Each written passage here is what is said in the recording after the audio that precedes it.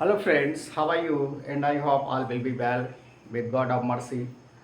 And now I am going to discuss about uh, second chapter of 11th class. As you see, lesson 2, uh, subject in English हॉर्नवेल के अंतर्गत जो है और we are not afraid to die if we can all be together.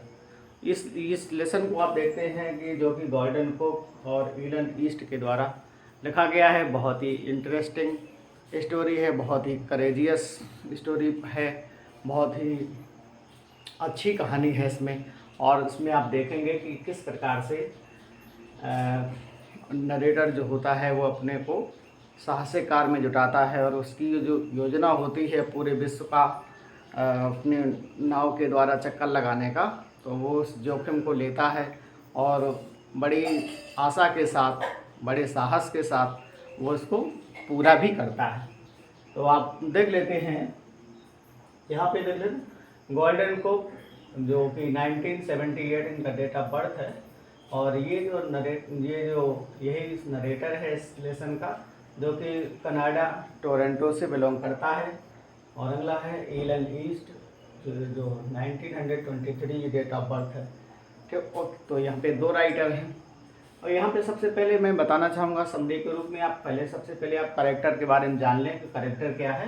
तो यहाँ पे देखेंगे narrator's, ये नरेटर है, वर्णन करने वाला है 37 ईयर्स ओल्ड बिजनेसमैन, जो कि एक 37 वर्ष का एक व्यापारी है। ठीक है, और ये व्यापारी है, इसको अभी इतना जानते हैं। इसके बाद आगे देख लेते हैं मैरी। तो मैरी क्या है? नरेटर से वाइफ। तो मैरी जो है इस नरेटर की पत्नी है। क्योंकि जब करेक्टर को हम अच्छे प्रकार से समझ लेते हैं तो फिर लेसन पढ़ने में भी कोई ज़्यादा दिक्कत नहीं होती है, उसकी समरी आप भली प्रकार से जान सकते हैं।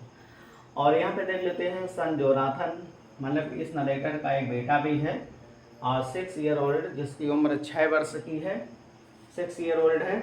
और इसके बाद अगला देखते हैं 4। तो 4 में इसकी डॉटर आ जाती है जिसका नाम सुजैन है और ये 7 ईयर ओल्ड है, ये 7 वर्ष की बेटी है। और इसके बाद आप देखेंगे लैरी बिजेल, जो कि अमेरिकन है, ये क्रूमैन है, एक्सपर्ट हैं। और इसके बाद हर्ब सिजलर हैं जो स्विस हैं, कहने का तात्पर्य है जो स्विट्जरलैंड से बिलोंग करते हैं। ये दो एक्सपर्ट हैं जो क्रूमैन हैं, जो किसी भी मतलब समुद्री यात्रा में बहुत ही एक्सपर्ट हैं। तो होता क्या है कि नरेटर जो होता है वो एक दूरी तय करने के बाद फिर वो इंडियन हिंद महासागर में प्रवेश जब करता है तो उसको पता चलता है कि ये बहुत ही खतरनाक है, आगे यात्रा कर पाना बहुत मुश्किल रहेगा। तो वो दो एक्सपर्ट को भी अपने साथ ले लेता है ताकि वो एक्सपर्ट जो हैं वो उस तबाही के समय में, कष्ट के समय में इनकी मदद कर सकें। ओके, तो यहाँ पे ये करेक्टर रहे हैं, इन्हीं करेक्टर के माध्यम से पूरी स्टोरी इधर उधर तक घूमती रहेगी पूरी लेसन में। और इस लेसन की जो थीम है वो क्या है? लव है, फैथ है और करेज है।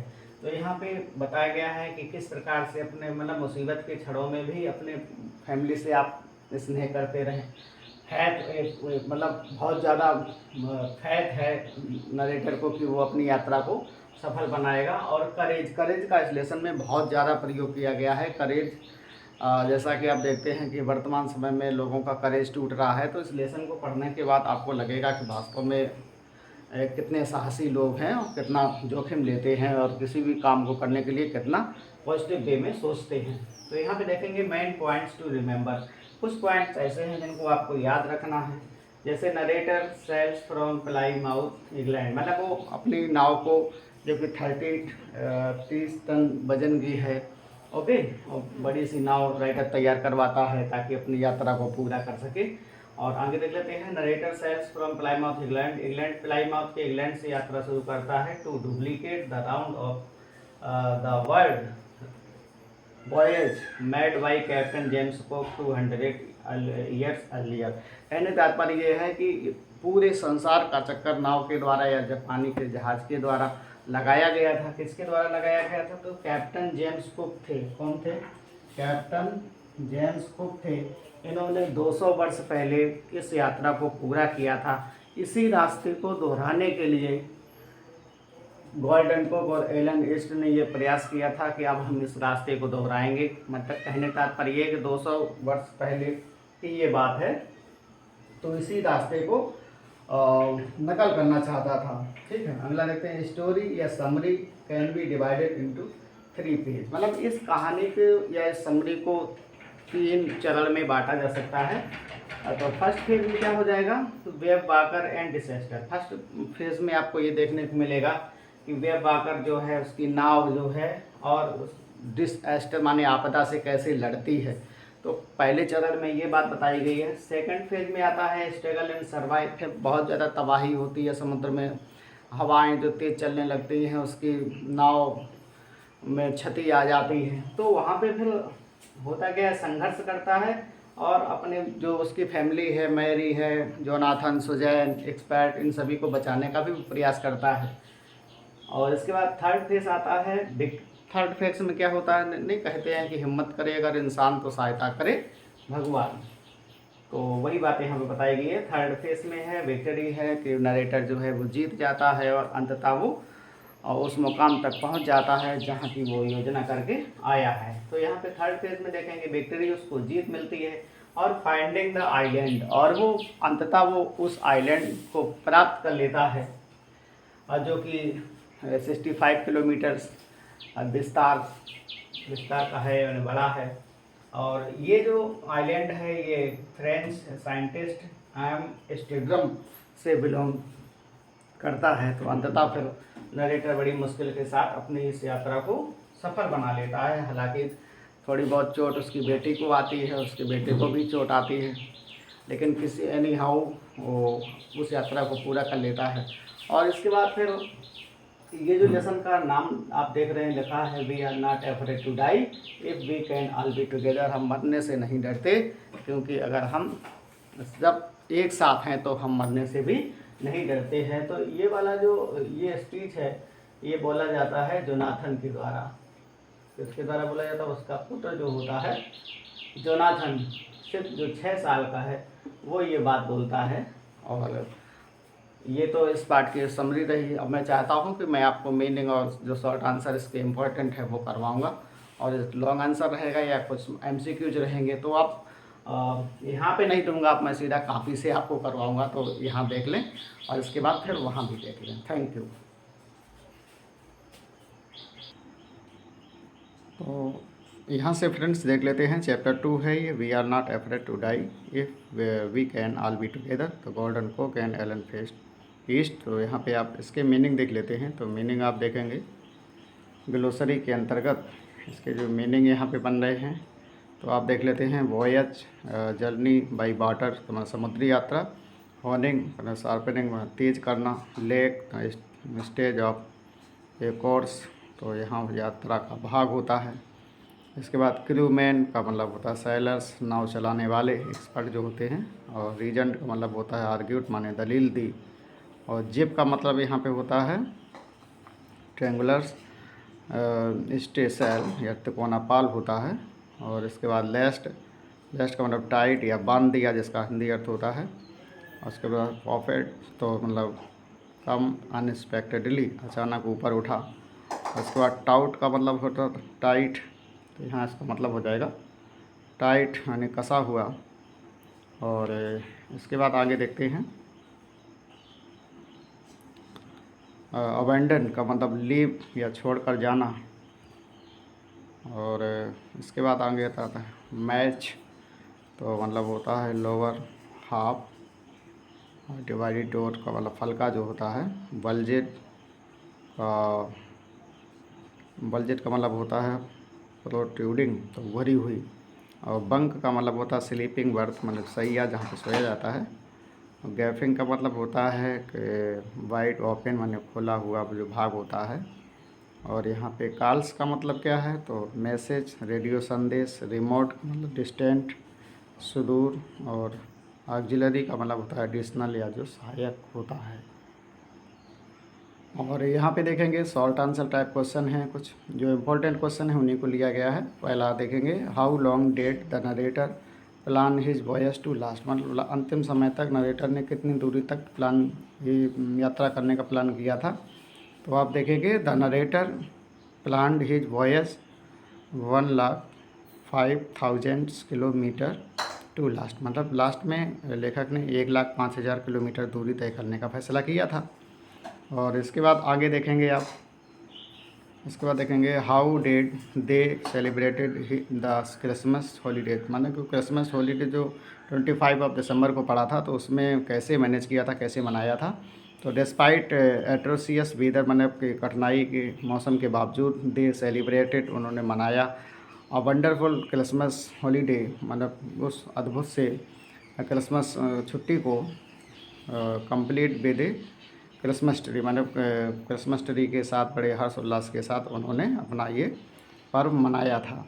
इसके बाद आगे देखते हैं, और आगे आप देख लें यहाँ पे what sort of wave hit ship, मतलब कौन सी ऐसी वो लहरें थी जिन्होंने शिप को नुकसान पहुँचाया था, मतलब क्षति विक्षत कर दिया था। तो हो जाएगा जाइजेंटिक, मतलब gigantic and alarming waves hit the ships, मतलब जाइजेंटिक माने बहुत ही विशाल, और एंड अलार्मिंग मतलब बहुत ही भयभीत करने वाली जो लहरें थीं उन्होंने उस शिप को हिट किया था, मतलब थोड़ा उसको क्षत विक्षत कर दिया था।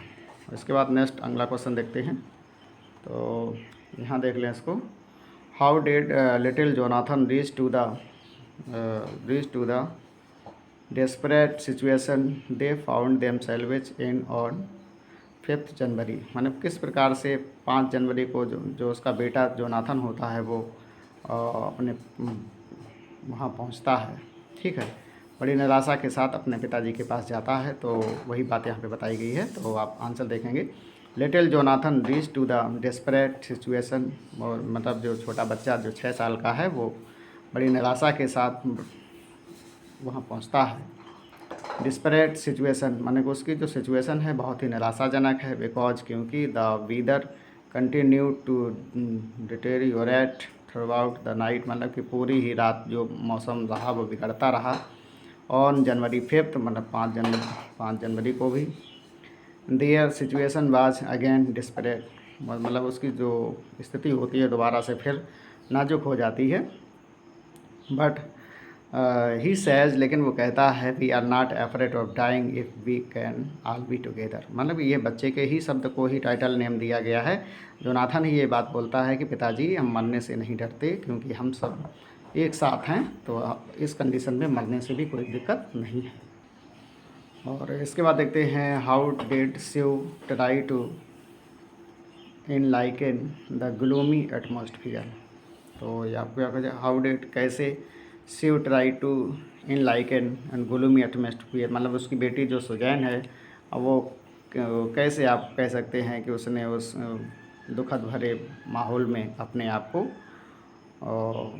उसको पसंद किया। तो आप देख सकते हैं। तो Sue try to enliven the gloomy atmosphere, मतलब शिव ने ट्राइड माने प्रयास किया, टू इन लाइकन माने अब अगर हमारे मन में अच्छे विचार हैं तो भले ही कितने विचार अच्छे बुरे चलते रहें तो कोई उसका प्रभाव नहीं पड़ता है। तो Sue try to enliven the gloomy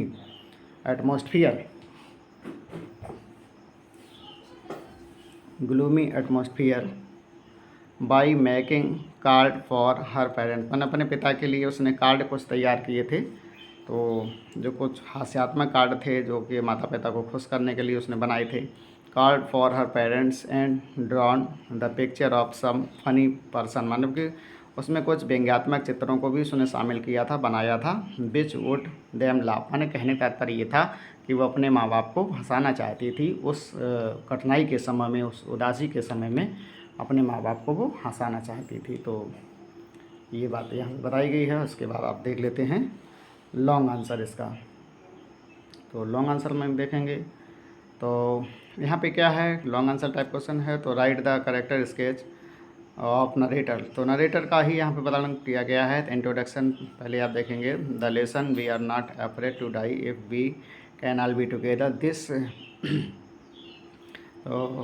has been written by Gordon Cook. There are 5 characters in this lesson but the main character is all of them is golden cook या narrator which is follows, माने कहने का तात्पर्य है यहाँ पे कई 5 या 6 कैरेक्टर की बात की गई है।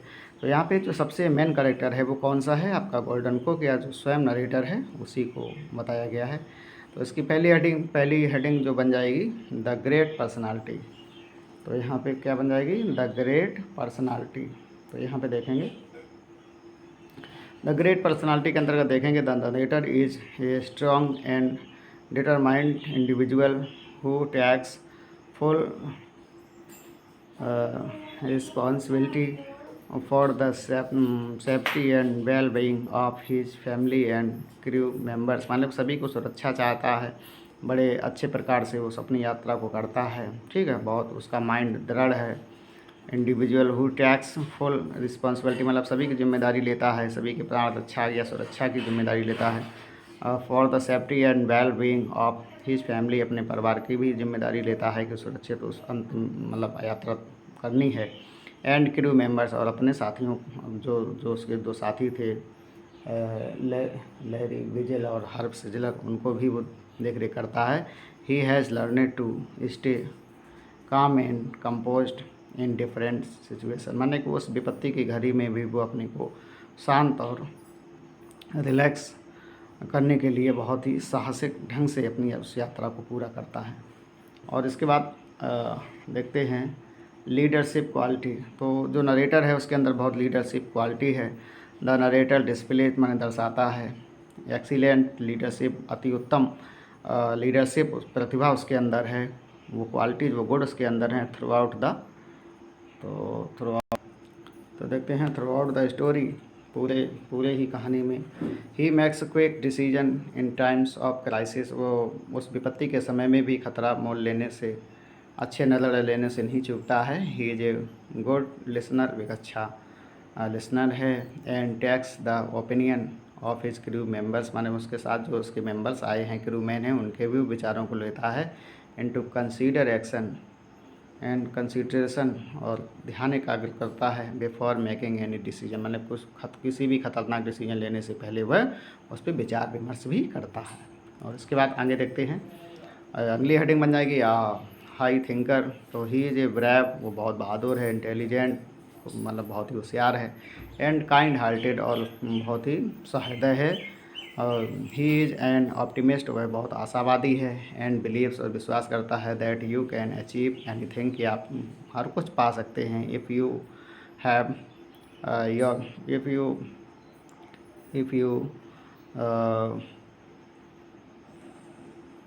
If you fail your mind, मतलब आप यदि आप अपने माइंड के बहुत ही अच्छे हैं, बहुत ही दृढ़ हैं, तो आप जो भी आप प्रयास करते हैं वो पा सकते हैं।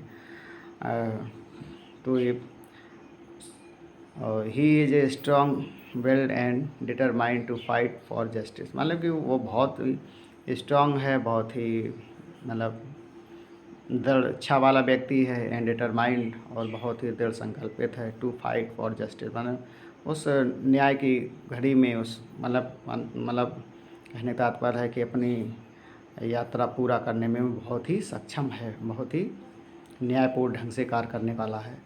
और इसके बाद अगली जो हेडिंग बन रही है वो है knows the value of family, मतलब अपने ऐसा नहीं कि उस विपत्ति के समय में अपने परिवार को भूल जाए, तो वो भी नहीं है। तो the narrator is a family man, उसकी फैमिली भी है। Who values the narrator is a family man who values the safety and well being of his family above